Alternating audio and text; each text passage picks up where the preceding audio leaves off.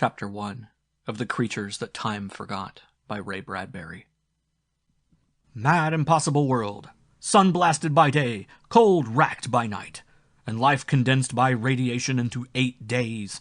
Sim eyed the ship. If he only dared reach it and escape. But it was more than half an hour distant, the limit of life itself. Chapter 1. During the night, Sim was born. He lay wailing upon the cold cave stones. His blood beat through him 1,000 pulses each minute. He grew steadily. Into his mouth his mother with feverish hands put the food. The nightmare of living was begun. Almost instantly at birth his eyes grew alert, and then, without half understanding why, filled with bright, insistent terror. He gagged upon the food, choked and wailed. He looked about blindly. There was a thick fog. It cleared. The outlines of the cave appeared, and a man loomed up, insane and wild and terrible. A man with a dying face, old, withered by winds, baked like adobe in the heat.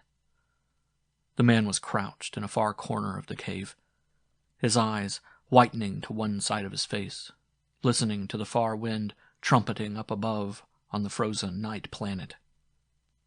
Sim's mother, trembling now and again, staring at the man, fed Sim pebble fruits, valley grasses, and ice nipples, broken from the cavern entrances, and eating, eliminating, eating again, he grew larger, larger.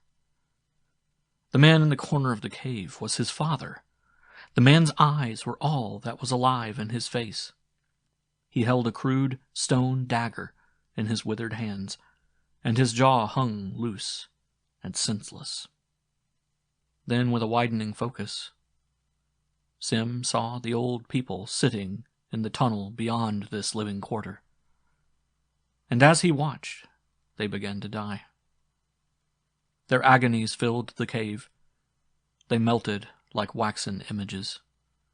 Their faces collapsed inward on their sharp bones. Their teeth protruded. 1 minute their faces were mature, fairly smooth, alive, electric. The next minute, a desiccation and burning away of their flesh occurred. Sim thrashed in his mother's grasp. She held him. "No, no," she soothed him quietly, earnestly, looking to see if this too would cause her husband to rise again. With a soft, swift padding of naked feet, Sim's father ran across the cave. Sim's mother screamed. Sim felt himself torn loose from her grasp. He fell upon the stones, rolling, shrieking with his new, moist lungs. The webbed face of his father jerked over him. The knife was poised. It was like one of those prenatal nightmares he had had while still in his mother's flesh. In the next few blazing, impossible instants, questions flicked through his brain. The knife was high, suspended, ready to destroy him. But the whole question of life in this cave, the dying people, the withering and the insanity, surged through Sim's new small head. How was it that he understood? A newborn child. Can a newborn child think, see, understand, interpret? No, it was wrong. It was impossible. Yet it was happening. To him. He had been alive an hour now, and in the next instant, perhaps dead. His mother flung herself upon the back of his father and beat down the weapon. Sim caught the terrific backwash of emotion from both their conflicting minds. "Let me kill him!" shouted the father, breathing harshly, sobbingly. "What has he to live for?" "No, no!" insisted the mother, and her body, frail and old as it was, stretched across the huge body of the father, tearing at his weapon. "He must live. There may be a future for him. He may live longer than us and be young." The father fell back against a stone crib. Lying there, staring, eyes glittering, Sim saw another figure inside that stone crib. A girl child, quietly feeding itself, moving its delicate hands to procure food. His sister. The mother wrenched the dagger from her husband's grasp. stood up, weeping and pushing back her cloud of stiffening gray hair. Her mouth trembled and jerked. "I'll kill you," she said, glaring down at her husband. "Leave my children alone." The old man spat tiredly, bitterly, and looked vacantly into the stone crib at the little girl. "1/8 of her life's over already," he gasped, "and she doesn't know it. What's the use?" As Sim watched, his own mother seemed to shift and take a tortured, smoke-like form. The thin, bony face broke out into a maze of wrinkles. She was shaken with pain and had to sit by him, shuddering and cuddling the knife to her shriveled breasts. She, like the old people in the tunnel, was aging, dying. Sim cried steadily. Everywhere he looked was horror. A mind came to meet his own. Instinctively, he glanced toward the stone crib. Dark, his sister, returned his glance. Their minds brushed like straying fingers. He relaxed somewhat. He began to learn. The father sighed, shut his lids down over his green eyes. "Feed the child," he said exhaustedly. "Hurry. It is almost dawn, and it is our last day of living, woman. Feed him. Make him grow." Sim quieted, and images out of the terror floated to him. This was a planet next to the sun. The nights burned with cold. The days were like torches of fire. It was a violent, impossible world. The people lived in the cliffs to escape the incredible ice and the day of flame. Only at dawn and sunset was the air breath-sweet, flower-strong, and then the cave peoples brought their children out into a stony, barren valley. At dawn, the ice thawed into creeks and rivers. At sunset, the day fires died and cooled. In the intervals of even, livable temperature, the people lived, ran, played, loved, free of the caverns. All life on the planet jumped, burst into life. Plants grew instantly. Birds were flung like pellets across the sky. Smaller-legged animal life rushed frantically through the rocks. Everything tried to get its living down in the brief hour of respite. It was an unbearable planet. Sim understood this, a matter of hours after birth. Racial memory bloomed in him. He would live his entire life in the caves, with 2 hours a day outside. Here, in stone channels of air, he would talk incessantly with his people. Sleep never. Think, and lie upon his back, dreaming, but never sleeping. And he would live exactly 8 days. The violence of this thought evacuated his bowels. 8 days. 8 short days. It was wrong, impossible, but a fact. Even while in his mother's flesh, some racial knowledge had told him he was being formed rapidly, shaped, and propelled out swiftly. Birth was quick as a knife. Childhood was over in a flash. Adolescence was a sheet of lightning. Manhood was a dream. Maturity a myth. Old age, an inescapably quick reality. Death, a swift certainty. 8 days from now he'd stand half-blind, withering, dying, as his father now stood, staring uselessly at his own wife and child. This day was an 1/8 part of his total life. He must enjoy every second of it. He must search his parents' thoughts for knowledge, because in a few hours they'd be dead. This was so impossibly unfair. Was this all of life? In his prenatal state, hadn't he dreamed of long lives, valleys not of blasted stone, but green foliage and temperate clime? Yes! And if he had dreamed, then there must be truth in the visions. How could he seek and find the long life? Where? And how could he accomplish a life mission that huge and depressing in 8 short days? How had his people gotten into such a condition? As if at a button pressed, he saw an image. Metal seeds, blown across space from a distant green world, fighting with long flames, crashing on this bleak planet. From their shattered hulls tumbled men and women. When? Long ago. 10,000 days. The crash victims hid in the cliffs from the sun. Fire, ice, and floods washed away the wreckage of the huge metal seeds. The victims were shaped and beaten like iron upon a forge. Solar radiations drenched them. Their pulses quickened. 200, 500, 1,000 beats a minute. Their skins thickened. Their blood changed. Old age came rushing. Children were born in the caves. Swifter, swifter, swifter the process. Like all this world's wildlife, the men and women from the crash lived and died in a week, leaving children to do likewise. So this is life, thought Sim. It was not spoken in his mind, for he knew no words. He knew only images. Old memory, unawareness, a telepathy that could penetrate flesh, rock, metal. So I'm the 5,000th in a long line of futile sons. What can I do to save myself from dying 8 days from now? Is there escape? His eyes widened. Another image came to focus. Beyond this valley of cliffs, on a low mountain, lay a perfect, unscarred metal seed. A metal ship, not rusted or touched by the avalanches. The ship was deserted, whole, intact.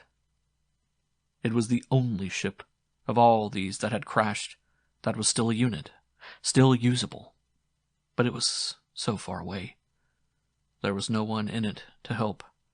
This ship, on the far side of the mountain, was the destiny toward which he would grow. There was his only hope of escape. His mind flexed. In this cliff, deep down in a confinement of solitude, worked a handful of scientists. To these men, when he was old enough and wise enough, he must go. They too dreamed of escape, of long life, of green valleys and temperate weathers. They too stared longingly at that distant ship upon its high mountain, its metal so perfect it did not rust or age. The cliff groaned. Sim's father lifted his eroded, lifeless face. "Dawn's coming," he said. Chapter 2. Morning relaxed the mighty granite cliff muscles. It was the time of the avalanche. The tunnels echoed to running bare feet. Adults, children, pushed with eager, hungry eyes toward the outside dawn. From far out, Sim heard a rumble of rock, a scream, a silence. Avalanches fell into valley. Stones that had been biding their time, not quite ready to fall, for 1,000,000 years, let go their bulks. And where they had begun their journey as single boulders, they smashed upon the valley floor, in 1,000 shrapnels and friction-heated nuggets. Every morning at least one person was caught in the downpour. The cliff people dared the avalanches. It added one more excitement to their lives, already too short, too headlong, too dangerous. Sim felt himself seized up by his father. He was carried brusquely down the tunnel for 1,000 yards to where the daylight appeared. There was a shining, insane light in his father's eyes. Sim could not move. He sensed what was going to happen. Behind his father, his mother hurried, bringing with her the little sister, Dark. "Wait, be careful," she cried to her husband. Sim felt his father crouch, listening. High on the cliff was a tremor, a shivering. "No!" bellowed his father and leaped out. An avalanche fell down at them. Sim had accelerated impressions of plunging walls, dust, confusion. His mother screamed. There was a jolting, a plunging. With one last step, Sim's father hurried him forward into the day. The avalanche thundered behind him. The mouth of the cave, where Mother and Dark stood back out of the way, was choked with rubble and 2 boulders that weighed 100 pounds each. The storm thunder of the avalanche passed away to a trickle of sand. Sim's father burst out into laughter. "Made it! By the gods! Made it alive!"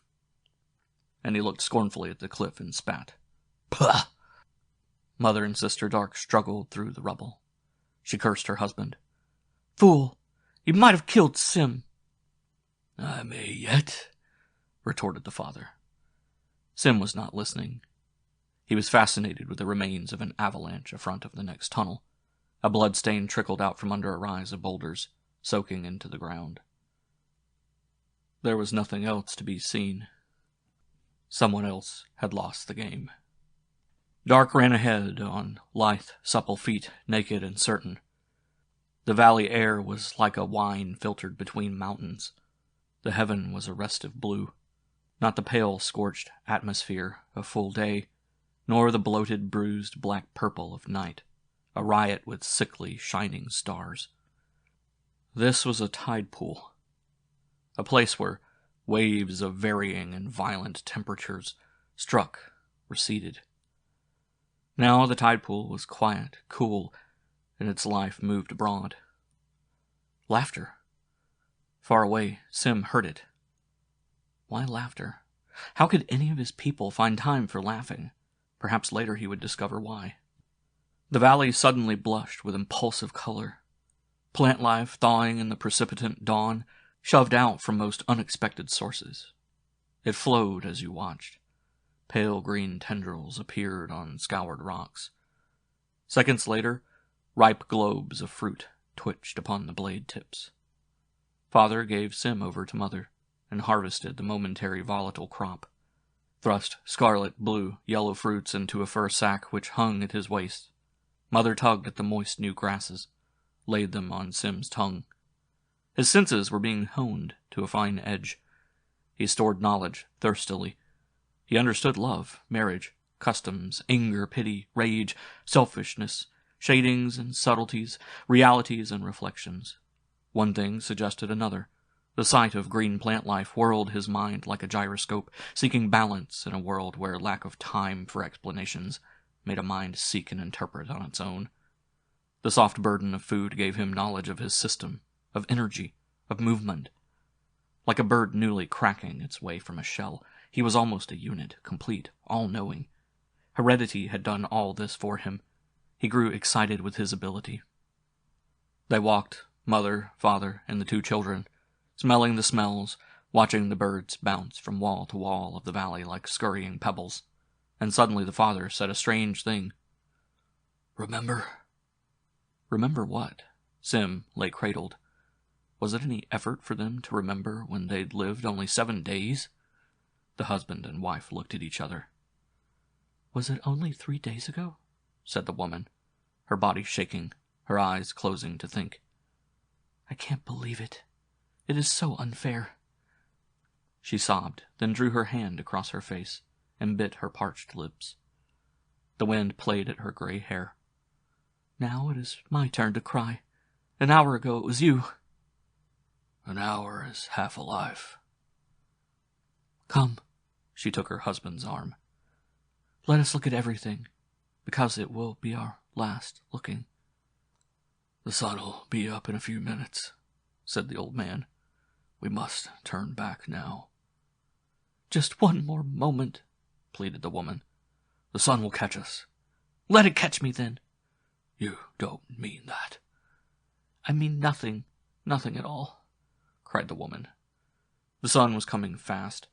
The green in the valley burnt away. Searing wind blasted from over the cliffs. Far away where sunbolts hammered battlements of cliff, the huge stone faces shook their contents. Those avalanches not already powdered down were now released and fell like mantles. "Dark!" shouted the father. The girl sprang over the warm floor of the valley, answering, her hair a black flag behind her. Hands full of green fruits, she joined them. The sun rimmed the horizon with flame, the air convulsed dangerously with it, and whistled. The cave people bolted, shouting, picking up their fallen children, bearing vast loads of fruit and grass with them back to their deep hideouts. In moments, the valley was bare, except for one small child someone had forgotten. He was running far out on the flatness, but he was not strong enough, and the engulfing heat was drifting down from the cliffs even as he was half across the valley.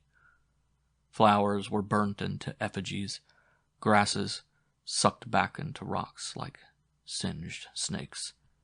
Flower seeds whirled and fell in the sudden furnace blast of wind, sown far into gullies and crannies, ready to blossom at sunset tonight. and then go to seed and die again. Sim's father watched that child running, alone, out on the floor of the valley. He and his wife and Dark and Sim were safe in the mouth of their tunnel. "He'll never make it," said Father. "Do not watch him, woman. It is not a good thing to watch." They turned away, all except Sim, whose eyes had caught a glint of metal far away. His heart hammered in him, and his eyes blurred. Far away, atop a low mountain, one of those metal seeds from space reflected a dazzling ripple of light. It was like one of his intra-embryo dreams fulfilled. A metal space seed, intact, undamaged, lying on a mountain. There was his future. There was his hope for survival. There was where he would go in a few days. When he was, strange thought, a grown man. The sun plunged into the valley like molten lava. The little running child screamed. The sun burned, and the screaming stopped. Sim's mother walked painfully, with sudden age, down the tunnel, paused, reached up, broke off 2 last icicles that had formed during the night. She handed one to her husband, kept the other. "We will drink one last toast, to you, to the children." "To you," he nodded to her. "To the children." They lifted the icicles. The warmth melted the ice down into their thirsty mouths. All day the sun seemed to blaze and erupt into the valley. Sim could not see it, but the vivid pictorials in his parents' minds were sufficient evidence of the nature of the day fire. The light ran like mercury, sizzling and roasting the caves, poking inward, but never penetrating deeply enough. It lighted the caves. It made the hollows of the cliff comfortably warm. Sim fought to keep his parents young, but no matter how hard he fought with mind and image, they became like mummies before him. His father seemed to dissolve from one stage of oldness to another. "This is what will happen to me soon," thought Sim in terror. Sim grew upon himself. He felt the digestive, eliminatory movements of his body. He was fed every minute. He was continually swallowing, feeding. He began to fit words to images and processes. Such a word was love. It was not an abstraction, but a process, a stir of breath, a smell of morning air, a flutter of heart, the curve of arm holding him, the look in the suspended face of his mother.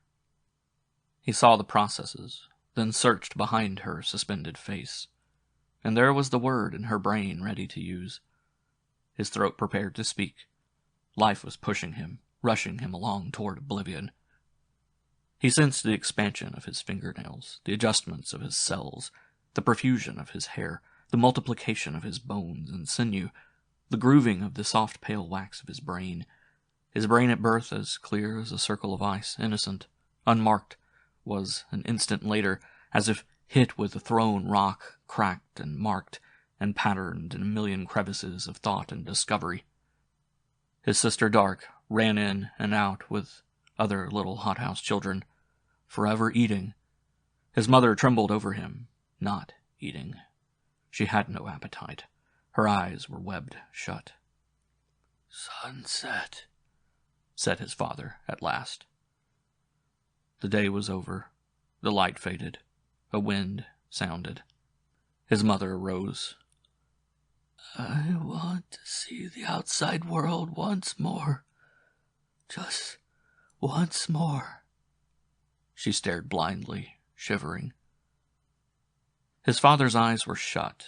He lay against the wall. "I cannot rise," he whispered faintly. "I cannot." "Dark," the mother croaked. The girl came running. "Here." And Sim was handed to the girl. "Hold to Sim, Dark. Feed him. Care for him." She gave Sim one last fondling touch. Dark said not a word, holding Sim, her great green eyes shining wetly. "Go now," said the mother. "Take him out into the sunset time. Enjoy yourselves. Pick foods, eat, play. Dark walked away without looking back. Sim twisted in her grasp, looking over her shoulder with unbelieving, tragic eyes. He cried out and somehow summoned from his lips the first word of his existence. Why? He saw his mother stiffen. The child spoke. Aye, said his father. Did you hear what he said? I heard, said the mother quietly. The last thing Sim saw of his living parents was his mother, weakly, swayingly, slowly moving across the floor to lie beside her silent husband. That was the last time he ever saw them move. Chapter 4. The night came and passed and then started the next day. The bodies of all those who had died during the night were carried in a funeral procession to the top of a small hill. The procession was long, the bodies numerous. Dark walked in the process, holding the newly walking Sim by one hand. Only an hour before dawn, Sim had learned to walk. At the top of the hill, Sim saw once again the far-off metal seed. Nobody ever looked at it, or spoke of it. Why? Was there some reason? Was it a mirage? Why did they not run toward it, worship it, try to get to it, and fly away into space? The funeral words were spoken. The bodies were placed upon the ground where the sun, in a few minutes, would cremate them. The procession then turned and ran down the hill, eager to have their few minutes of free time running and playing and laughing in the sweet air. Dark and Sim, chattering like birds, feeding among the rocks, exchanged what they knew of life. He was in his second day, she in her third. They were driven, as always, by the mercurial speed of their lives. Another piece of his life opened wide. 50 young men ran down from the cliffs, holding sharp stones and rock daggers in their thick hands. Shouting, they ran off toward distant black, low lines of small rock cliffs. War! The thought stood in Sim's brain. It shocked and beat at him. These men were running to fight, to kill, over there in those small black cliffs where other people lived. But why? Wasn't life short enough without fighting, killing? From a great distance he heard the sound of conflict, and it made his stomach cold. Why, Dark? Why? Dark didn't know. Perhaps they would understand tomorrow. Now there was the business of eating to sustain and support their lives. Watching Dark was like seeing a lizard forever flickering its pink tongue, forever hungry. Pale children ran on all sides of them. One beetle-like boy scuttled up the rocks, knocking Sim aside to take from him a particularly luscious red berry he had found growing under an outcrop. The child ate hastily of the fruit before Sim could gain his feet. Then Sim hurled himself unsteadily. The two of them fell in a ridiculous jumble, rolling, until Dark pried them squalling apart. Sim bled. A part of him stood off like a god and said, "This should not be. Children should not be this way. It is wrong." Dark slapped the little intruding boy away. "Get on," she cried. "What's your name, bad one?" "Cheon," laughed the boy. "Cheon, Cheon, Cheon." Sim glared at him with all the ferocity in his small, unskilled features. He choked. This was his enemy. It was as if he had waited for an enemy of person as well as scene. He had already understood the avalanches, the heat, the cold, the shortness of life. But these were things of places, of scene. Mute, extravagant manifestations of unthinking nature, not motivated save by gravity and radiation. Here now, in this stridulent Cheon, he recognized a thinking enemy. Cheon darted off, turned at a distance, tauntingly, crying, "Tomorrow I will be big enough to kill you!" And he vanished around a rock. More children ran, giggling by Sim. Which of them would be friends, enemies? How could friends and enemies come about in this impossible quick lifetime? There was no time to make either, was there? Dark, as if knowing his thoughts, drew him away. As they searched for desired foods, she whispered fiercely in his ear, Enemies are made over things like stolen foods. Gifts of long grasses make friends. Enemies come, too, from opinions and thoughts. In 5 seconds, you've made an enemy for life. Life's so short, enemies must be made quickly. And she laughed with an irony strange for one so young, who was growing older before her rightful time. You must fight to protect yourself. Others, superstitious ones, will try killing you. There is a belief, a ridiculous belief, that if one kills another, the murderer partakes of life energy of the slain, and therefore will live an extra day. You see, as long as that is believed, you're in danger. But Sim was not listening. Bursting from a flock of delicate girls who tomorrow would be tall, quieter, and who day after that would gain breasts and the next day take husbands, Sim caught sight of one girl whose hair was a violet blue flame. She ran past, brushing Sim. Their bodies touched. Her eyes, white as silver coins, shone at him. He knew then that he had found a friend, a love, a wife, one who'd a week from now lie with him atop the funeral pyre as sunlight undressed their flesh from bone. Only the glance, but it held them in mid-motion 1 instant. "Your name!" he shouted after her. "Light!" she called laughingly back. "I'm Sim," he answered, confused and bewildered. "Sim," she repeated it, flashing on. "I'll remember." Dark nudged his ribs. "Here, eat," she said to the distracted boy. "Eat, or you'll never get big enough to catch her." From nowhere, Cheon appeared, running by. "Light," he mocked, dancing malevolently along and away. "Light, I'll remember your light, too." Dark stood tall and Reed slender, shaking her dark ebony clouds of hair sadly. "I see your life before you, little Sim. You'll need weapons soon to fight for this light one.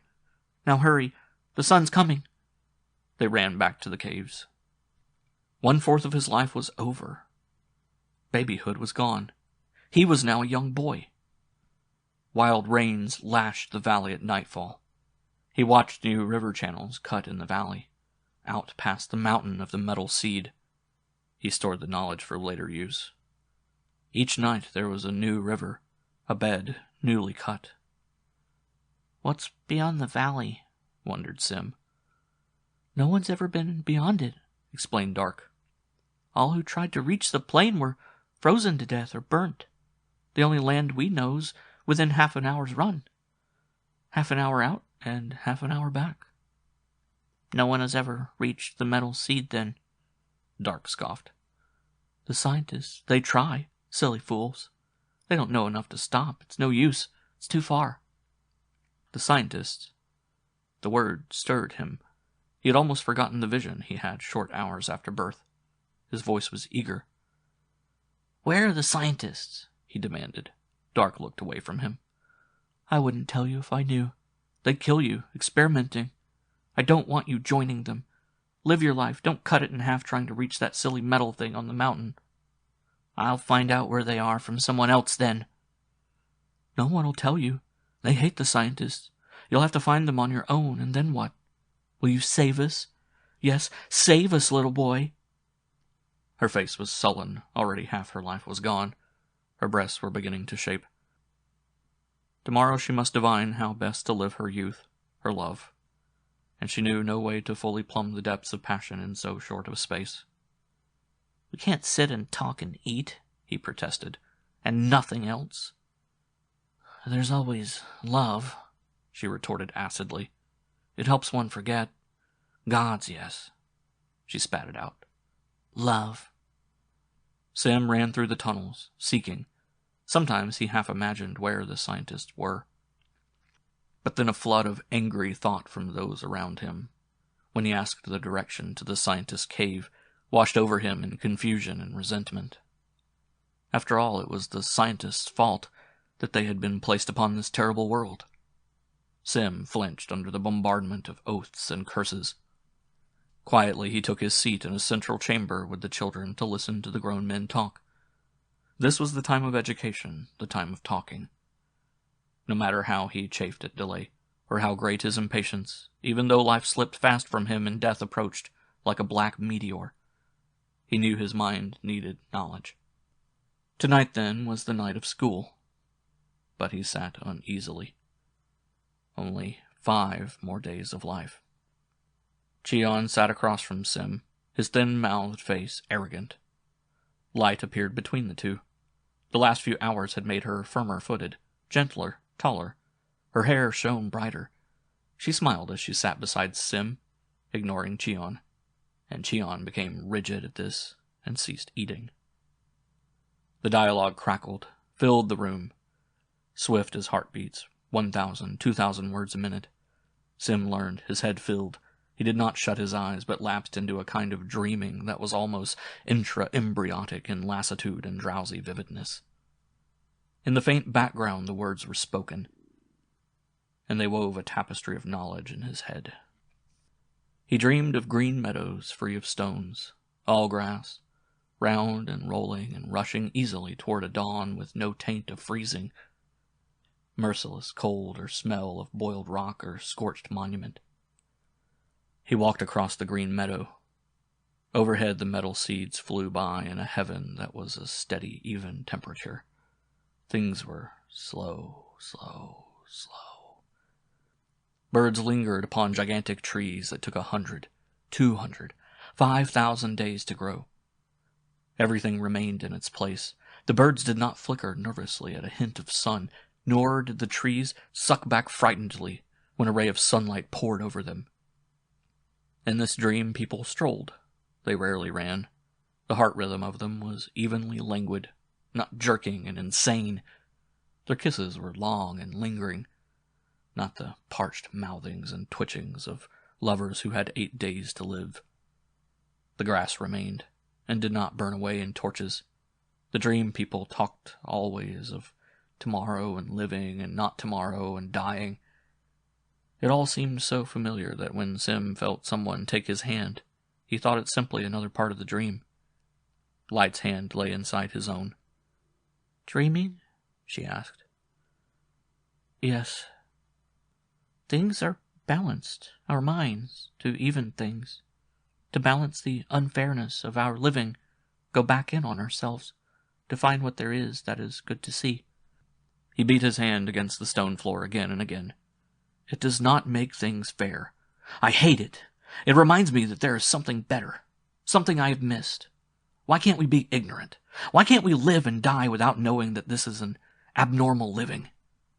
And his breath rushed harshly from his half-open, constricted mouth. "There is purpose in everything," said Light. "This gives us purpose, makes us work, plan, try to find a way." His eyes were hot emeralds in his face. "I walked up a hill of grass, very slowly," he said. "The same hill of grass I walked an hour ago?" asked Light. "Perhaps. Close enough to it. The dream is better than the reality." He flexed his eyes, narrowed them. "I watched people, and they did not eat. Or talk? Or talk either. And we are always eating, always talking. Sometimes those people in the dream sprawled with their eyes shut, not moving a muscle." As Light stared down into his face, a terrible thing happened. He imagined her face blackening, wrinkling, twisting into knots of agedness. The hair blew out like snow about her ears. The eyes were like discolored coins caught in a web of lashes. Her teeth sank away from her lips. The delicate fingers hung like charred twigs from her atrophied wrists. Her beauty was consumed and wasted, even as he watched. And when he seized her in terror, he cried out, for he imagined his own hand corroded, and he choked back a cry. "Sim, what's wrong?" The saliva in his mouth dried at the taste of the words. 5 more days. "The scientists," Sim started. Who'd spoken? In the dim light, a tall man talked. "The scientists crashed us on this world, and now we have wasted thousands of lives and time. It's no use, it's no use. Tolerate them, but give them none of your time. You only live once, remember." Where were these hated scientists? Now, after the learning, the time of talking, he was ready to find them. Now at least he knew enough to begin his fight for freedom. For the ship. "Sim, where are you going?" But Sim was gone. The echo of his running feet died away down a shaft of polished stone. It seemed that half the night was wasted. He blundered into a dozen dead ends. Many times he was attacked by the insane young men who wanted his life energy. Their superstitious ravings echoed after him. The gashes of their hungry fingernails covered his body. He found what he was looking for. A half-dozen men gathered in a small basalt cave, deep down in the cliff lode. On a table before them lay objects which, though unfamiliar, struck harmonious chords in Sim. The scientists worked in sets, old men doing important work, young men learning, asking questions. And at their feet were 3 small children. They were a process. Every 8 days there was an entirely new set of scientists working on any one problem. The amount of work done was terribly inadequate. They grew old, fell dead just when they were beginning their creative period. The creative time of any one individual was perhaps a matter of 12 hours out of his entire span. 3/4 of one's life was spent learning, a brief interval of creative power, then senility, insanity, death. The men turned as Sim entered. "Don't tell me we have a recruit," said the eldest of them. "I don't believe it," said another, younger one. "Chase him away. He's probably one of those warmongers." "No, no," objected the elder one, moving with little shuffles of his bare feet toward Sim. Come in, boy." He had friendly eyes, slow eyes, unlike those of the swift inhabitants of the upper caves. Gray and quiet. "What do you want?" Sim hesitated, lowered his head, unable to meet the quiet, gentle gaze. "I want to live," he whispered. The old man laughed quietly. He touched Sim's shoulder. "Are you a new breed? Are you sick?" he queried of Sim, half seriously. "Why aren't you playing? Why aren't you readying yourself for the time of love and marriage and children? Don't you know that tomorrow night you'll be an adolescent? Don't you realize that if you are not careful, you'll miss all of life?" He stopped. Sim moved his eyes back and forth with each query. He blinked at the instruments on the tabletop. "Shouldn't I be here?" he asked, naively. "Certainly," roared the old man sternly. "But it's a miracle you are. We've had no volunteers from the rank and file for 1,000 days. We've had to breed our own scientists. A closed unit. Count us. 6. 6 men and 3 children. Are we not overwhelming?" The old man spat upon the stone floor. "We ask for volunteers and the people shout back at us. Get someone else or we have no time." "And you know why they say that?" "No." Sim flinched. "Because they're selfish. They'd like to live longer, yes, but they know that anything they do cannot possibly ensure their own lives any extra time.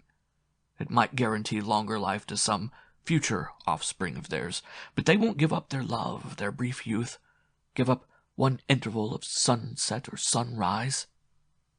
Sim leaned against the table earnestly. "I understand."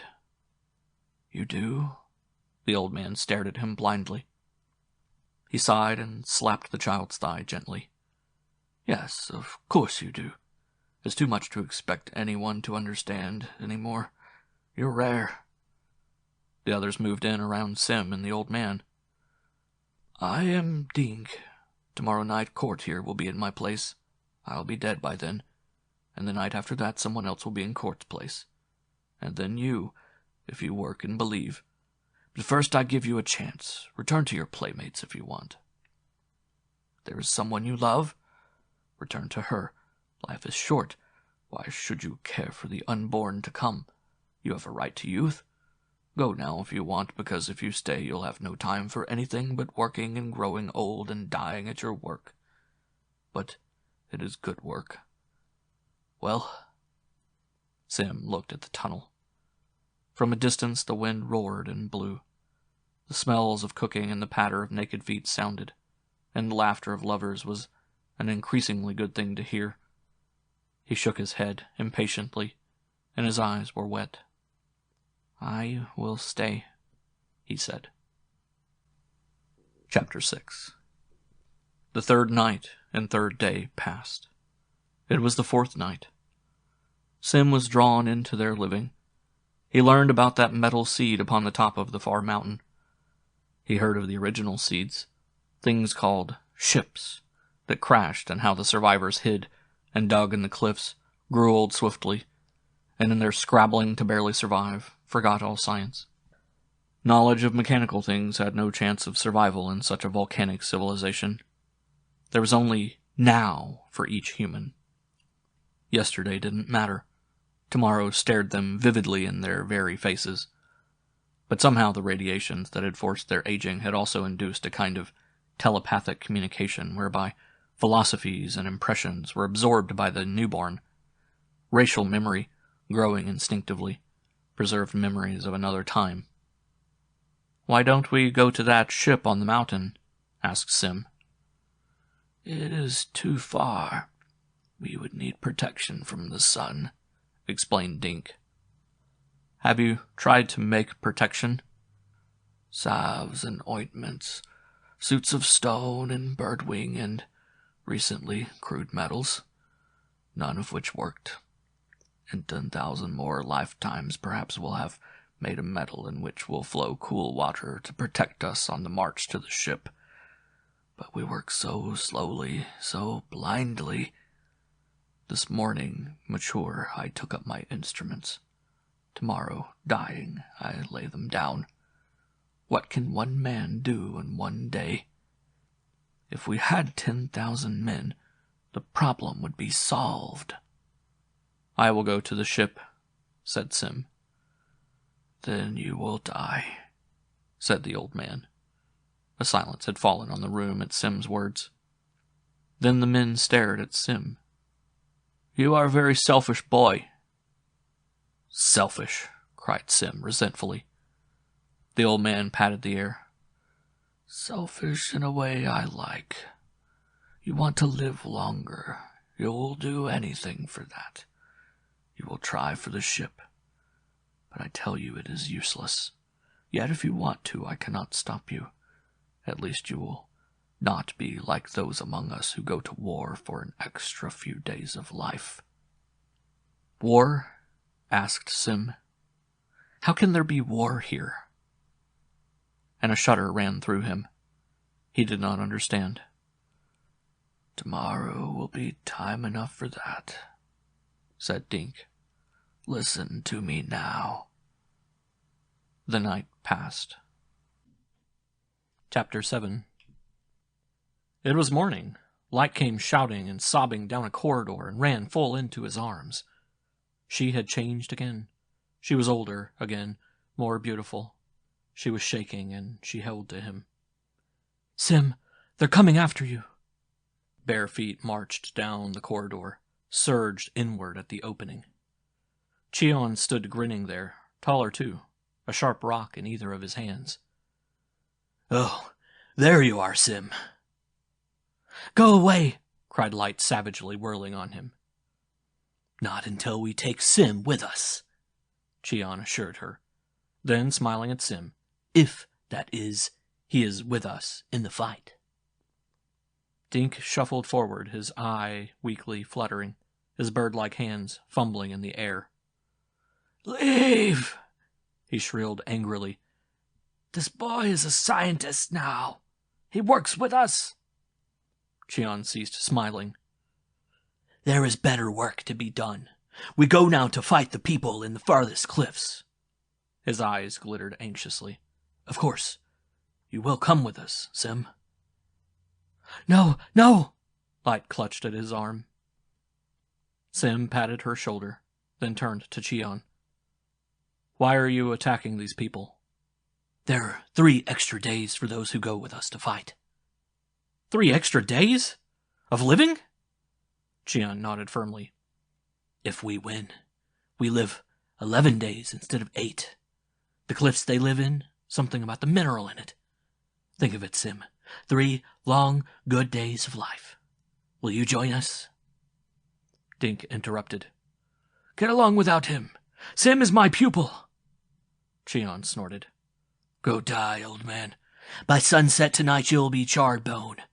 Who are you to order us? We are young. We want to live longer. 11 days. The words were unbelievable to Sim. 11 days. Now he understood why there was war. Who wouldn't fight to have his life lengthened by almost half its total? So many more days of youth and love and seeing and living. Yes, why not indeed? 3 extra days, called Dink, stridently. If you live to enjoy them. If you're not killed in battle. If. You have never won, yet you have always lost. But this time, Cheon declared sharply, we'll win. Sim was bewildered. But we are all of the same ancestors. Why don't we all share the best cliffs? Cheon laughed and adjusted a sharp stone in his hand.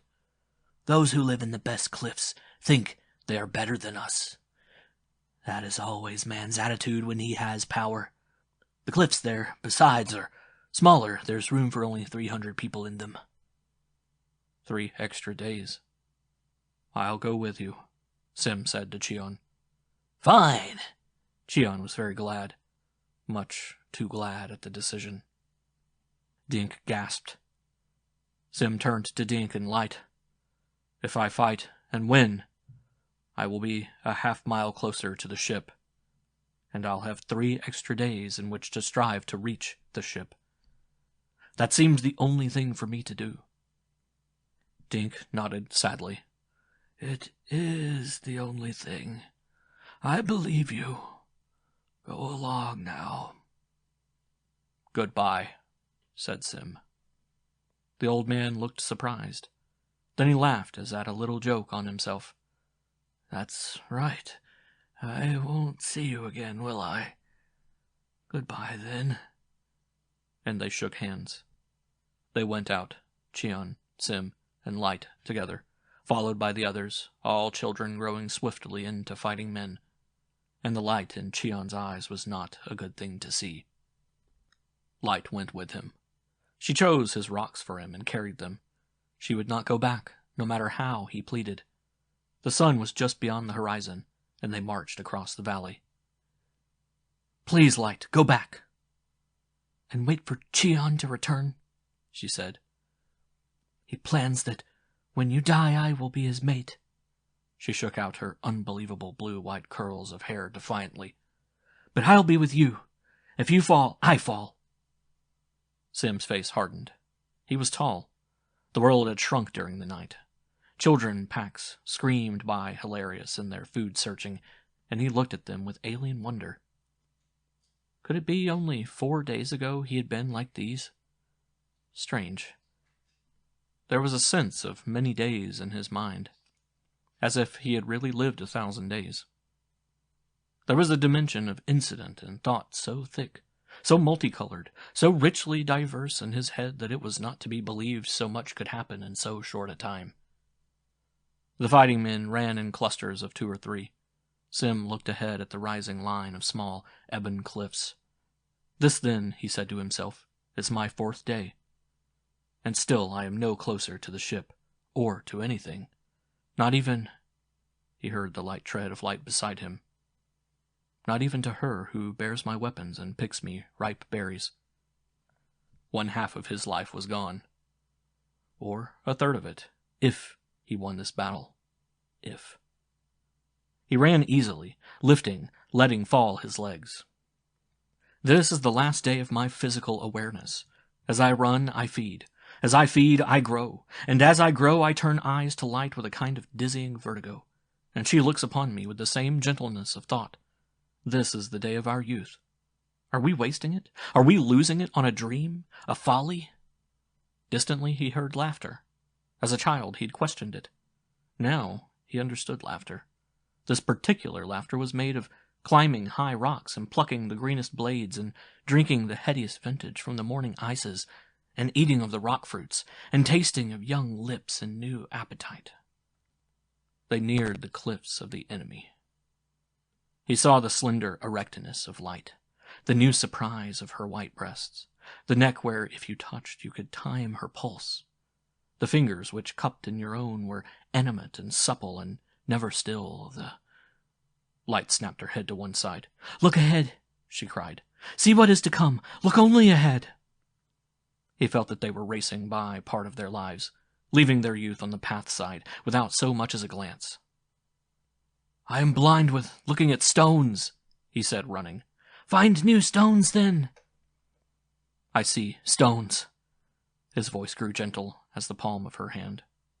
The landscape floated under him. Everything was like a fine wind, blowing dreamily. "I see stones that make a ravine, that lies in a cool shadow where the stone berries are thick as tears. You touch a boulder and the berries fall in silent red avalanches, and the grass is very tender." "I do not see it." She increased her pace, turning her head away.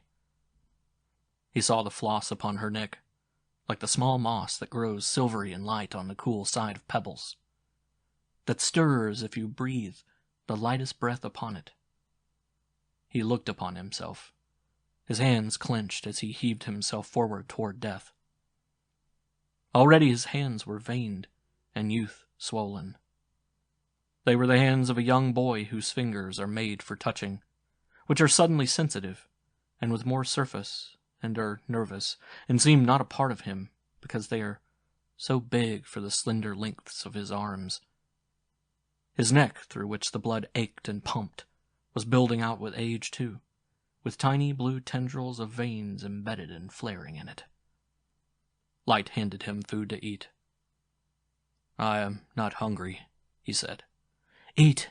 Keep your mouth full," she commanded sharply, "so you will not talk to me this way." "If I could only kiss you," he pleaded. "Just one time." "After the battle there may be time." "Gods!" he roared, anguished. "Who cares for battles?" Ahead of them, rocks hailed down, thudding. A man fell with his skull split wide. The war was begun. Light passed the weapons to him. They ran without another word until they entered the killing round. Then he spoke, not looking at her, his cheeks coloring. "Thank you," he said. She ducked as a slung stone shot by her head. "It was not an easy thing for me," she admitted. "Sim, be careful!" The boulders began to roll in a synthetic avalanche from the battlements of the enemy. Only one thought was in his mind now. To kill, to lessen the life of someone else, so he could live. To gain a foothold here and live long enough to make a stab at the ship. He ducked, he weaved, he clutched stones and hurled them up. His left hand held a flat stone shield with which he diverted the swiftly plummeting rocks. There was a spatting sound everywhere. Light ran with him, encouraging him. 2 men dropped before him, slain, their breasts cleaved to the bone, their blood springing out in unbelievable founts. It was a useless conflict. Sim realized instantly how insane the venture was. They could never storm the cliff. A solid wall of rocks rained down. A dozen men dropped with shards of ebony in their brains. A half-dozen more showed drooping, broken arms. One screamed, and the upthrust white joint of his knee was exposed as the flesh was pulled away by 2 successive blows of well-aimed granite. Men stumbled over one another. The muscles in his cheeks pulled tight, and he began to wonder why he had ever come. But his raised eyes as he danced from side to side, weaving and bobbing, sought always the cliffs. He wanted to live there so intensely. To have his chance. He would have to stick it out. But the heart was gone from him. Light screamed piercingly. Sim, his heart panicking, twisted and saw that her hand was loose at the wrist, with an ugly wound bleeding profusely on the back of the knuckles. She clamped it under her armpit to soothe the pain. The anger rose in him and exploded. In his fury, he raced forward, throwing his missiles with deadly accuracy. He saw a man topple and flail down, falling from one level to another of the caves, a victim of his shot. He must have been screaming, for his lungs were bursting open and closed, and his throat was raw, and the ground spun madly under his racing feet. The stone that clipped his head sent him reeling and plunging back. He ate sand. The universe dissolved into purple whirls. He could not get up. He lay and knew that this was his last day, his last time. The battle raged around him. Dimly he felt light over him. Her hands cooled his head. She tried to drag him out of range, but he lay gasping and telling her to leave him. "Stop!" shouted a voice. The whole war seemed to give pause. "Retreat!" commanded the voice swiftly, and as Sim watched lying upon his side, his comrades turned and fled back toward home. "The sun is coming! Our time is up!" He saw their muscled backs, their moving, tensing, flickering legs go up and down. The dead were left upon the field. The wounded cried for help. But there was no time for the wounded. There was only time for swift men to run the gauntlet home, and their lungs aching and raw with heated air burst into their tunnels before the sun burnt and killed them. The sun! Sim saw another figure racing toward him. It was Cheon. Light was helping Sim to his feet, whispering helpfully to him. "Can you walk?" she asked, and he groaned and said, "I think so." "Walk then," she said. "Walk slowly, and then faster and faster. We'll make it. Walk slowly, start carefully. We'll make it. I know we will." Sim got to his feet, stood swaying.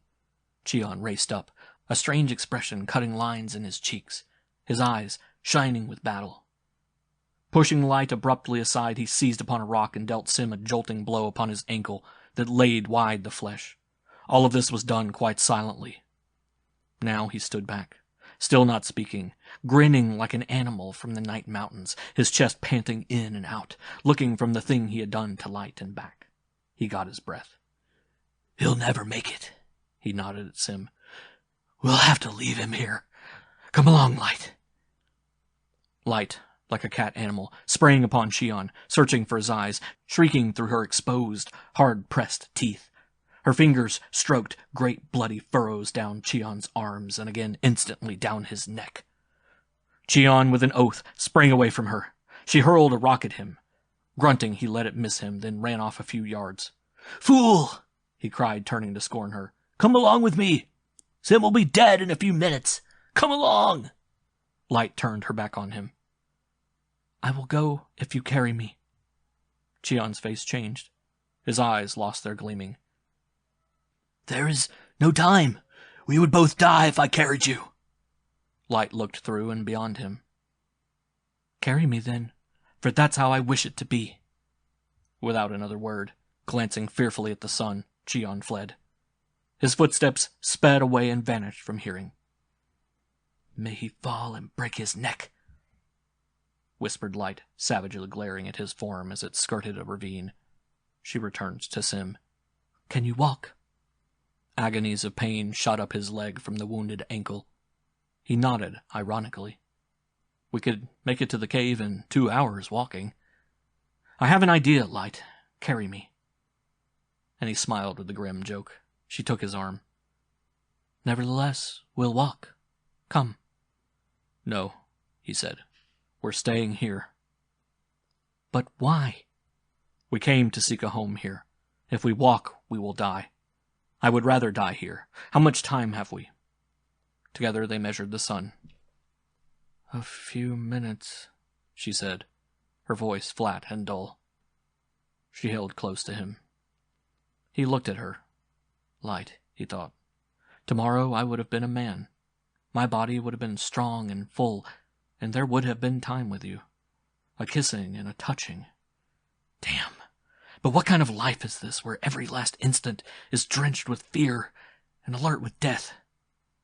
Am I to be denied even some bit of real life? The black rocks of the cliff were paling into deep purples and browns as the sun began to flood the world. What a fool he was. He should have stayed and worked with Dink, and thought and dreamed, and at least one time cupped Light's mouth with his own, with the sinews of his neck standing out defiantly. He bellowed upward at the cliff holes. "Send me down one man to do battle!" Silence. His voice echoed from the cliff. The air was warm. "It's no use," said Light. "They'll pay no attention." He shouted again. "Hear me!" He stood with his weight on his good foot, his injured left leg throbbing and pulsating with pain. He shook a fist. Send down a warrior who is no coward. I will not turn and run home. I have come to fight a fair fight. Send a man who will fight for the right to his cave. Him I will surely kill. More silence. A wave of heat passed over the land, receded. Oh, surely, mocked Sim, hands on naked hips, head back, mouth wide. Surely there's one among you not afraid to fight a cripple. Silence. No? Silence. Then I have miscalculated you. I'm wrong. I'll stand here then until the sun shucks the flesh off my bone and black scraps and call you the filthy names you deserve. He got an answer. I do not like being called names, replied a man's voice. Sim leaned forward, forgetting his crippled foot. A huge man appeared in a cave mouth on the 3rd level. Come down, urged Sim. Come down, fat one, and kill me. The man scowled seriously at his opponent a moment, then lumbered slowly down the path, his hands empty of any weapons. Immediately, every cave above clustered with heads, an audience for this drama. The man approached Sim. We will fight by the rules, if you know them. I'll learn as we go, replied Sim. This pleased the man, and he looked at Sim warily, but not unkindly. This much I will tell you, offered the man generously. If you die, I will give your mate shelter, and she will live, as she pleases, because she is the wife of a good man. Sim nodded swiftly. I am ready, he said. The rules are simple. We do not touch each other, save with stones. The stones and the sun will do either of us in. Now is the time. Chapter 8. A tip of the sun showed on the horizon. My name is Nosh, said Sim's enemy, casually fingering up a handful of pebbles and stones, weighing them. Sim did likewise. He was hungry. He had not eaten for many minutes. Hunger was the curse of this planet's people. A perpetual demanding of empty stomachs for more food. His blood flushed weakly, shot tinglingly through veins and jolting throbs of heat and pressure. His rib case shoved out, went in, shoved out again, impatiently. No! Roared the 300 watchers from the cliffs. No! They clamored, the men and women and children balanced in turmoil on the ledges. No! Begin! As if at a cue, the sun leaped high. It smote them with a blow as with a flat, sizzling stone. The 2 men staggered under the molten impact. Sweat broke from their naked thighs and loins under their arms, and on their faces was a glaze like fine glass. Naj shifted his huge weight and looked at the sun as if in no hurry to fight. Then silently, with no warning, he knurked out a pebble with startling trigger flick of thumb and forefinger. It caught Sim flat on the cheek, staggered him back so that a rocket of unbearable pain climbed up his crippled foot and burst into nervous explosion at the pit of his stomach. He tasted blood from his bleeding cheek. Nosh moved serenely. 3 more flickers of his magic hands, and 3 tiny, seemingly harmless bits of stone flew like whistling birds. Each of them found a target, slammed it. The nerve centers of Sim's body. One hit his stomach so that 10 hours eating almost slit up his throat. A second got his forehead. A third his neck. He collapsed to the boiling sand. His knee made a wrenching sound on the hard earth. His face was colorless, and his eyes, squeezed tight, were pushing tears out from the hot, quivering lids.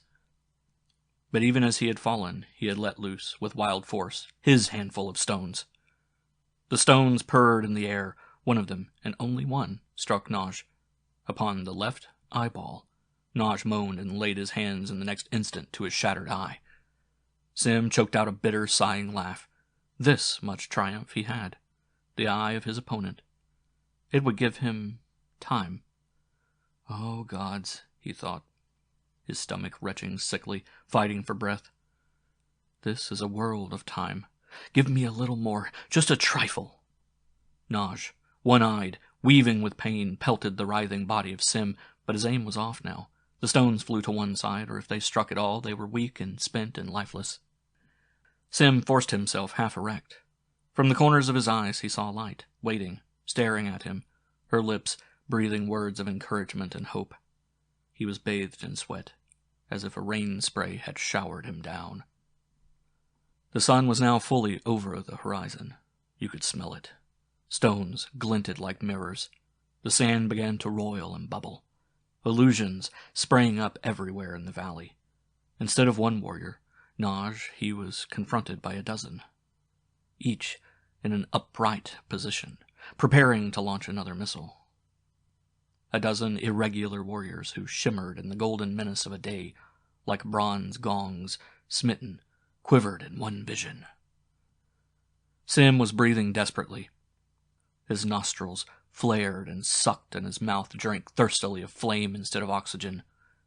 His lungs took fire like silk torches, and his body was consumed.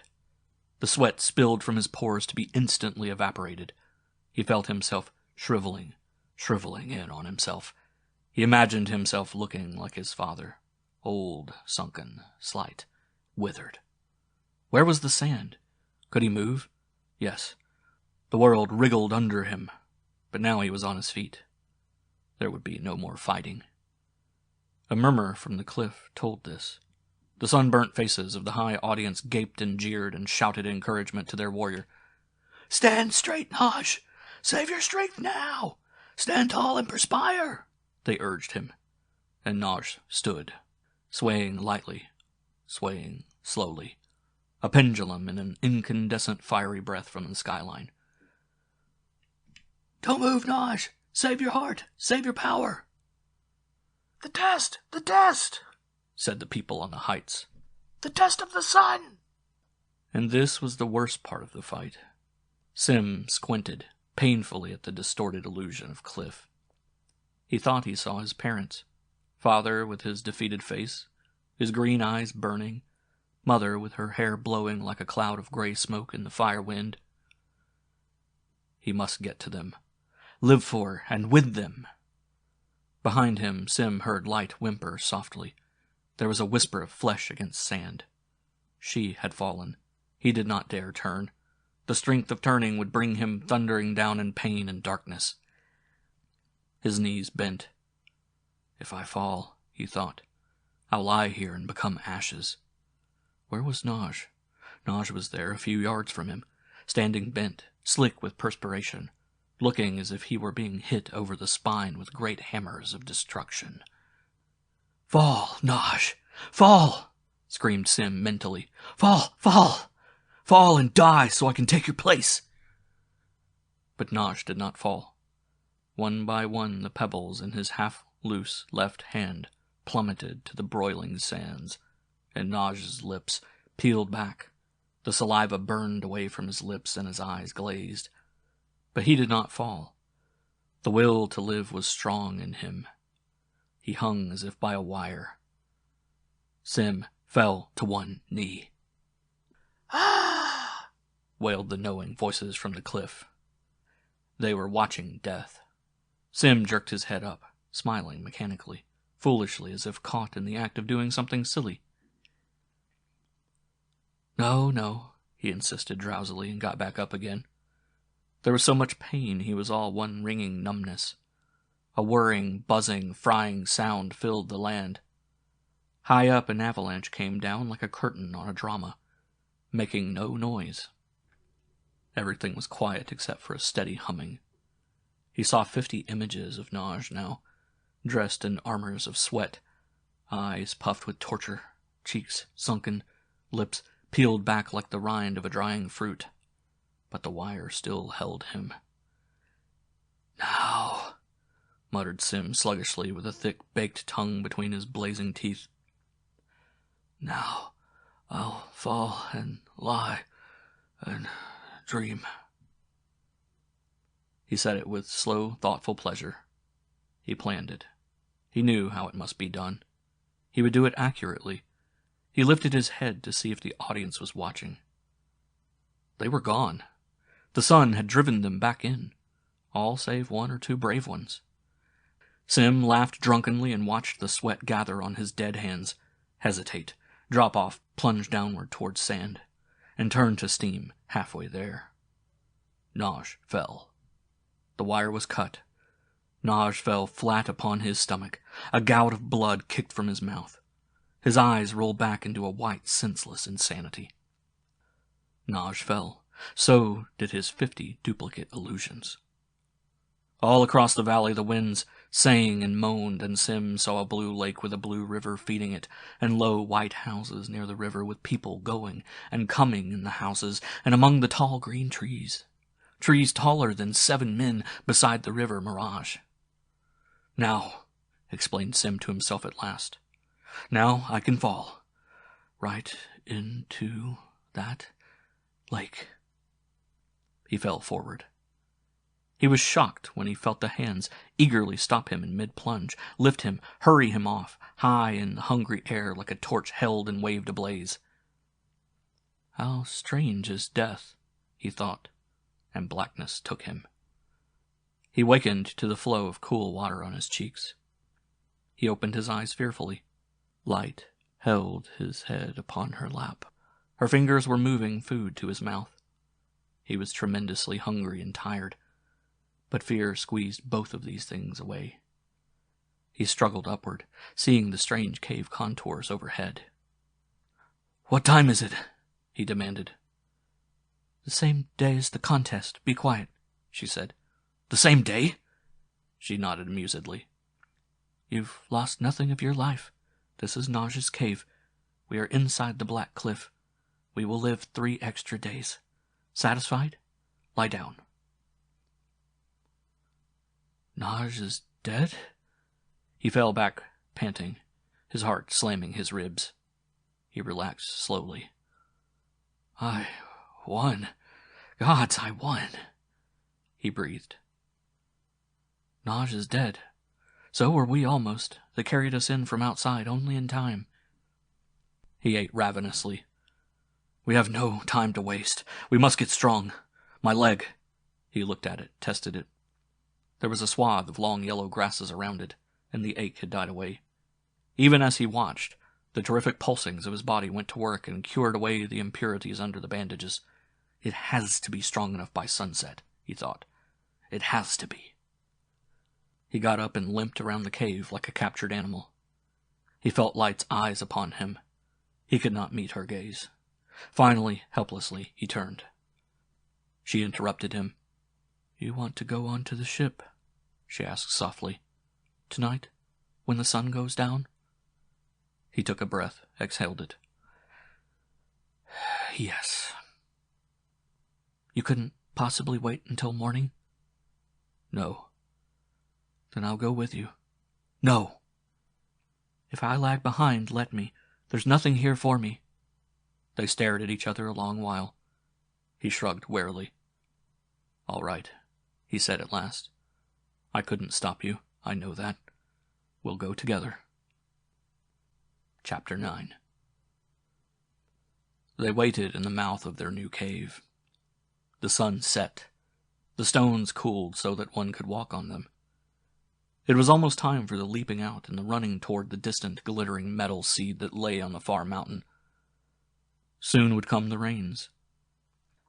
And Sim thought back over all the times he had watched the rains thicken into creeks, into rivers that cut new beds each night. One night there would be a river running north, the next a river running northeast, the third night a river running due west. The valley was continually cut and scarred by the torrents. Earthquakes and avalanches filled the old beds. New ones were the order of the day. It was this idea of the river and the directions of the river that he had turned over in his head for many hours. It might possibly... Well, he would wait and see. He noticed how living in this new cliff had slowed his pulse, slowed everything. A mineral result. Protection against the solar radiations. Life was still swift, but not as swift as before. "Now, Sim," cried Light, testing the valley air. They ran, between the hot death and the cold one, together away from the cliffs out toward the distant beckoning ship. Never had they run this way in their lives. The sound of their feet running was a hard, insistent clatter over vast oblongs of rock, down into ravines, up the sides, and on again. They raked the air in and out of their lungs. Behind them, the cliffs faded away into things they could never turn back to now. They did not eat as they ran. They had eaten to the bursting point in the cave to save time. Now it was only running. A lifting of legs, a balancing of bent elbows, a convulsion of muscles, a slaking in of air that had been firing was now cooling. "Are they watching us?" Light's breathless voice snatched at his ears above the pounding of his heart. Who? But he knew the answer. The cliff peoples, of course. How long had it been since a race like this one? 1,000 days? 10,000? How long since someone had taken the chance and sprinted with an entire civilization's eyes upon their backs, into gullies across cooling plain? Were their lovers pausing in their laughter back there, gazing at the two tiny dots that were a man and woman running toward destiny? Were children eating of new fruits, and stopping in their play to see the two people racing against time? Was Dink still living, narrowing hairy eyebrows down over fading eyes, shouting them on in a feeble, rasping voice, shaking a twisted hand? Were there jeers? Were they being called fools, idiots? And in the midst of the name-calling were people praying them on, hoping they would reach the ship? Yes, under all the cynicism and pessimism, some of them, all of them, must be praying. Sim took a quick glance at the sky, which was beginning to bruise with the coming night. Out of nowhere, clouds materialized and a light shower trailed across a gully 200 yards ahead of them. Lightning beat down upon distant mountains, and there was a strong scent of ozone on the disturbed air. "The halfway mark," panted Sim, and he saw Light's face half turn, longingly looking back at the life she was leaving.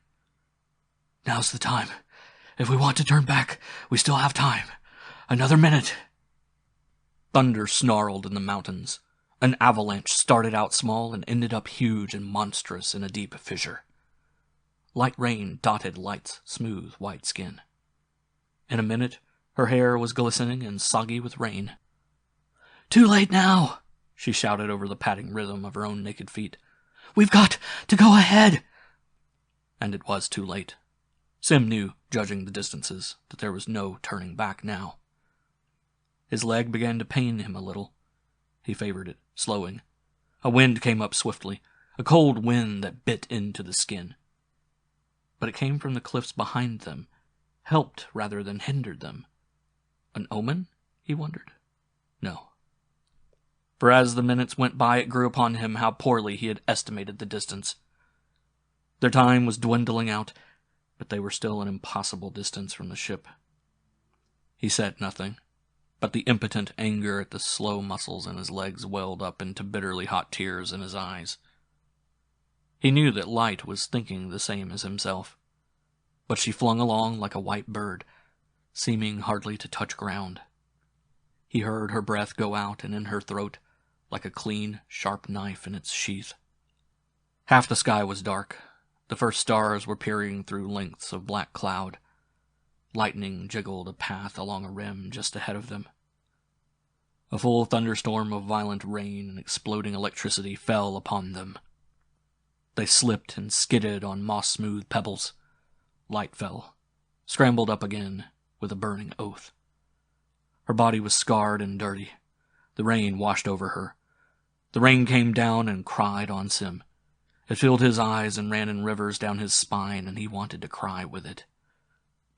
Light fell and did not rise, sucking her breath, her breasts quivering. He picked her up and held her.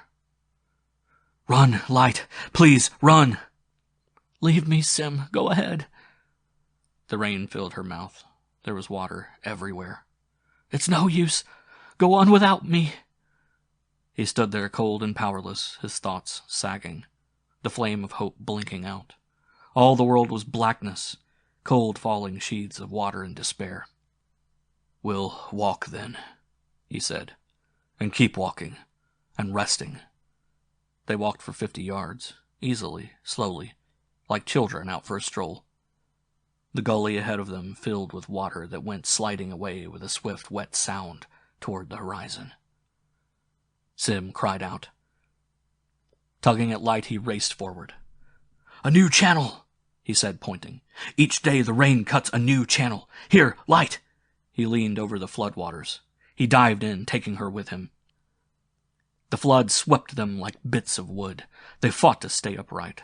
The water got into their mouths, their noses. The land swept by on both sides of them. Clutching Light's finger with insane strength, Sim felt himself hurled end over end, saw flicks of lightning on high, and a new fierce hope was born in him. They could no longer run? Well, then they would let the water do the running for them.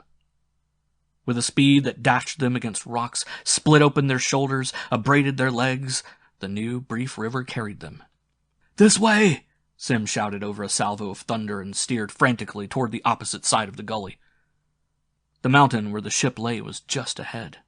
They must not pass it by. They fought in the transporting liquid and were slammed against the far side. Sim leaped up, caught at an overhanging rock, locked Light in his legs, and drew himself hand over hand upward. As quickly as it had come, the storm was gone. The lightning faded, the rain ceased. The clouds melted and fell away over the sky. The wind whispered into silence. "The ship," Light lay upon the ground. "The ship, Sim.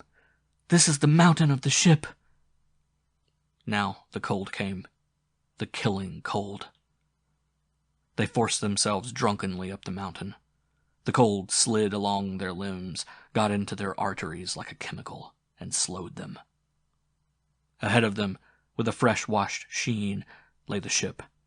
It was a dream. Sim could not believe that they were actually so near it.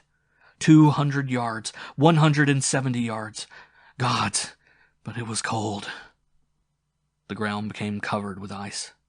They slipped and fell again and again. Behind them, the river was frozen into a blue-white snake of cold solidity. A few last drops of rain from somewhere came down as hard pellets. Sim fell against the bulk of the ship. He was actually touching it. Touching it! He heard Light whimpering in her constricted throat. This was the metal, the ship. How many others had touched it in the long days? He and Light had made it. He touched it lovingly. Then, as cold as the air, his veins were chilled. Where was the entrance? You run, you swim, you almost drown, you curse, you sweat, you work. You reach a mountain, you go up it, you hammer on metal, you shout with relief. You reach the ship, and then you can't find the entrance. He fought to keep himself from breaking down. Slowly, he told himself, but not too slowly. Go around the ship. The metal slid under his searching hands, so cold that his hands, sweating, almost froze to it. Now, far around to the side, Light moved with him. The cold held them like a fist. It began to squeeze. The entrance. Metal. Cold, immutable metal. A thin line of opening at the ceiling point. Throwing all caution aside, he beat at it. He felt his stomach seething with cold. His fingers were numb. His eyes were half frozen in their sockets. He began to beat and search and scream against the metal door. "Open up! Open up!" He staggered. The airlock sighed. With a whispering of metal on rubber beddings, the door swung softly sidewise and vanished back. He saw Light run forward, clutching at her throat, and drop inside a small, shiny chamber. He shuffled after her, blankly. The airlock door sealed shut behind him. He could not breathe. His heartbeat began to slow, to stop. They were trapped inside the ship now, and something was happening. He sank down to his knees and choked for air. The ship he had come to for salvation was now slowing his pulse, darkening his brain, poisoning him. With a starved, faint kind of expiring terror, he realized that he was dying. Blackness. He had a dim sense of time passing, of thinking, struggling to make his heart go quick, quick, to make his eyes focus. But the fluid in his body lagged quietly through his settling veins, and he heard his temple pulses thud, pause, thud, pause, and thud again, with lulling intermissions. He could not move, not a hand or leg or finger. It was an effort to lift the tonnage of his eyelashes. He could not shift his face even to see Light lying beside him. From a distance came her irregular breathing. It was like the sound a wounded bird makes with his dry, unraveled pinions. She was so close he could almost feel the heat of her, yet she seemed a long way removed. "I'm getting cold," he thought. "Is this death? This slowing of blood, of my heart, this cooling of my body, this drowsy thinking of thoughts?" Staring at the ship's ceiling, he traced its intricate system of tubes and machines. The knowledge, the purpose of the ship, its actions, seeped into him. He began to understand in a kind of revealing lassitude just what these things were his eyes rested upon. Slow, slow.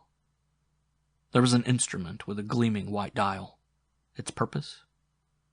He drudged away at the problem, like a man underwater. People had used the dial, touched it. People had repaired it, installed it. People had dreamed of it before the building, before the installing, before the repairing and touching and using. The dial contained memory of use and manufacture. Its very shape was a dream memory telling Sim why and for what it had been built. Given time, looking at anything, he could draw from it the knowledge he desired. Some dim part of him reached out, dissected the contents of things, analyzed them. This dial measured time. Millions of days of time. But how could that be? Sim's eyes dilated, hot and glittering. Where were humans who needed such an instrument? Blood thrummed and beat behind his eyes. He closed them. Panic came to him. The day was passing. "I am lying here," he thought, "and my life slips away. I cannot move. My youth is passing. How long before I can move?" Through a kind of porthole he saw the night pass, the day come, the day pass, and again another night. Stars danced frostily. "I will lie here for 4 or 5 days, wrinkling and withering," he thought. "This ship will not let me move. How much better if I had stayed in my home cliff, lived, enjoyed this short life. What good has it done to come here? I'm missing all the twilights and dawns. I'll never touch Light, though she's here at my side." Delirium. His mind floated up. His thoughts whirled through the metal ship. He smelled the razor-sharp smell of joined metal. He heard the hull contract with night, relax with day. Dawn. Already another dawn. Today I would have been mature. His jaw clenched. I must get up. I must move. I must enjoy my time of maturity. But he did not move. He felt his blood pump sleepily from chamber to red chamber in his heart, on, down, and around through his dead body, to be purified by his folding and unfolding lungs. Then the circuit once more. The ship grew warm. From somewhere a machine clicked. Automatically the temperature cooled. A controlled gust of air flushed the room. Night again. And then another day. He lay and saw 4 days of his life pass. He did not try to fight. It was no use. His life was over. He didn't want to turn his head now. He didn't want to see Light with her face like his tortured mother's. Eyelids like gray ash flakes. Eyes like beaten, sanded metal. Cheeks like eroded stones. He didn't want to see a throat like parched thongs of yellow grass. Hands the pattern of smoke risen from a fire. Breasts like desiccated rinds, and hair stubbly and unshorn as moist gray weeds. And himself? How did he look? Was his jaw sunken, the flesh of his eyes pitted, his brow lined and age-scarred? His strength began to return. He felt his heart beating so slow that it was amazing. 100 beats a minute. Impossible. He felt so cool, so thoughtful, so easy. His head fell over to one side. He stared at Light. He shouted in surprise. She was young and fair. She was looking at him, too weak to say anything. Her eyes were like tiny silver medals. Her throat curved like the arm of a child. Her hair was blue fire eating at her scalp, fed by the slender life of her body. 4 days had passed, and still she was young. No, younger than when they had entered the ship. She was still adolescent. He could not believe it. Her first words were, "How long will this last?" He replied carefully, "I don't know." "We are still young." The ship. Its metal is around us. It cuts away the sun and the things that came from the sun to age us. Her eyes shifted thoughtfully. "Then, if we stay here, we'll remain young." 6 more days? 14 more? 20? More than that, maybe. She lay there silently. After a long time, she said, "Sim?" "Yes." "Let's stay here. Let's not go back.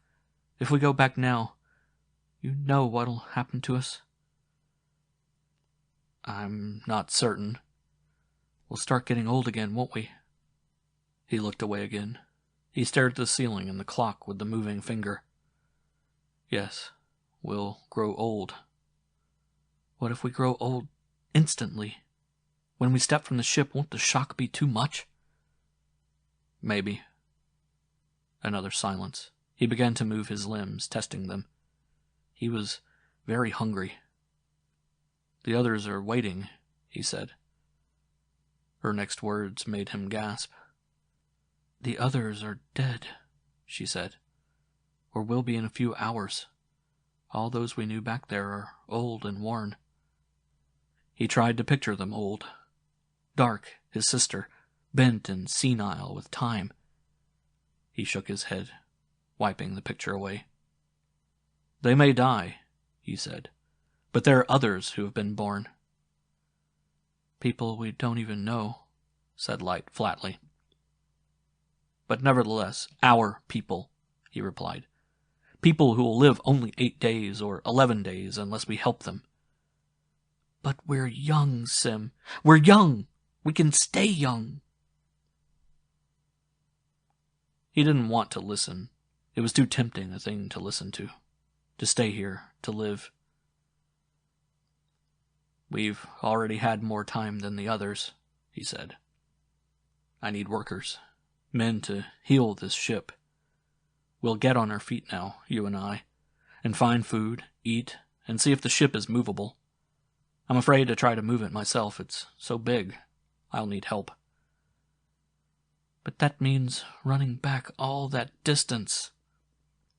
"I know." He lifted himself weakly. "But I'll do it." "How will you get the men back here?" "We'll use the river." "If it's there, it may be somewhere else." "We'll wait until there is one, then. I've got to go back, Light. The son of Dink is waiting for me. My sister, your brother, are old people, ready to die and waiting for some word from us." After a long while he heard her move, dragging herself tiredly to him. She put her head upon his chest, her eyes closed, stroking his arm. "I'm sorry. Forgive me. You have to go back. I'm a selfish fool."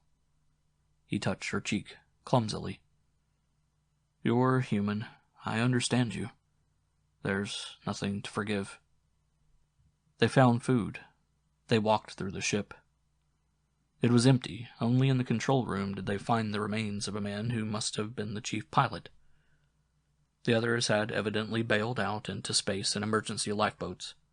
This pilot, sitting at its controls, alone, had landed the ship on a mountain within sight of other fallen and smashed crafts. Its location on high ground had saved it from the floods. The pilot himself had died, probably of heart failure soon after landing. The ship had remained here, almost within reach of the other survivors.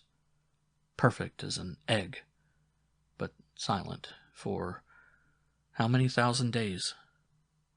If the pilot had lived, what a different thing life might have been for the ancestors of Sim and Light. Sim, thinking of this, felt the distant, ominous vibration of war. How had the war between worlds come out? Who had won? Or had both planets lost and never bothered trying to pick up survivors? Who had been right? Who was the enemy? Were Sim's people of the guilty or innocent side? They might never know. He checked the ship hurriedly. He knew nothing of its workings, yet as he walked its corridors, patted its machines, he learned from it. It needed only a crew.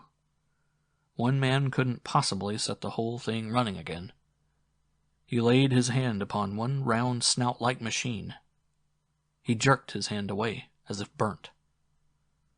"Light, what is it?" He touched the machine again, caressed it. His hand trembled violently. His eyes welled with tears. His mouth opened and closed. He looked at the machine, loving it, then looked at Light. "With this machine," he stammered softly, incredulously, With this machine, I can..." "What, Sim?" He inserted his hand into a cup-like contraption with a lever inside. Out of porthole in front of him, he could see the distant line of cliffs. "We were afraid there might never be another river running by this mountain, weren't we?" he asked exultantly. "Yes, Sim, but..."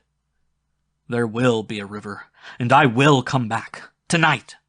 And I'll bring men with me, 500 men, because with this machine I can blast a river bottom all the way to the cliffs, down which the waters will rush, giving myself and the men a swift, sure way of traveling back." He rubbed the machine's barrel-like body. "When I touch it, the life and method of it shot into me. Watch!" He depressed the lever. A beam of incandescent fire lanced out from the ship, screaming. Steadily, accurately, Sim began to cut away a riverbed for the storm waters to flow in. The night was turned to day by its hungry eating. The return to the cliffs was to be carried out by Sim alone. Light was to remain in the ship in case of any mishap. The trip back seemed, at first glance, to be impossible.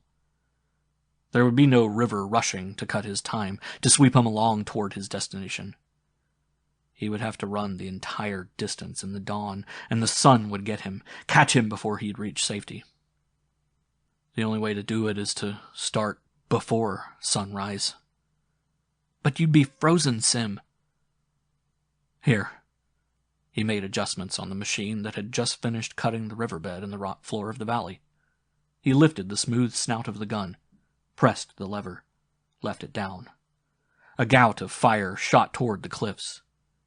He fingered the range control, focused the flame end 3 miles from its source. Done.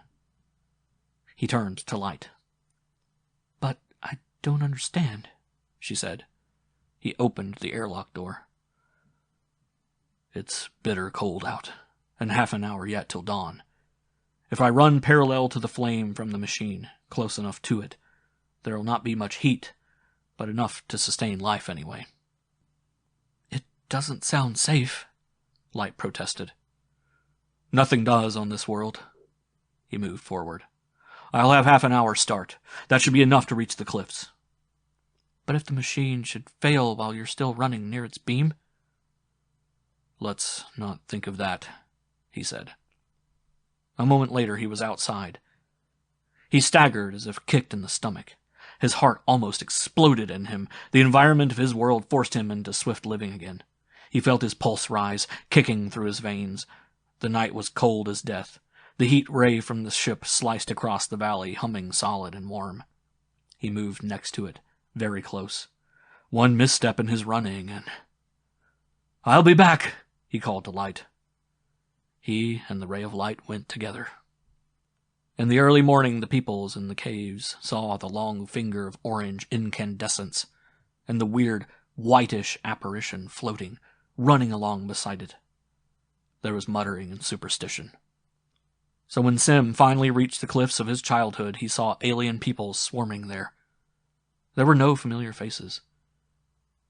Then he realized how foolish it was to expect familiar faces. One of the older men glared down at him. "Who are you?" he shouted. "Are you from the enemy cliff? What's your name?" "I am Sim, the son of Sim." "Sim?" An old woman shrieked from the cliff above him.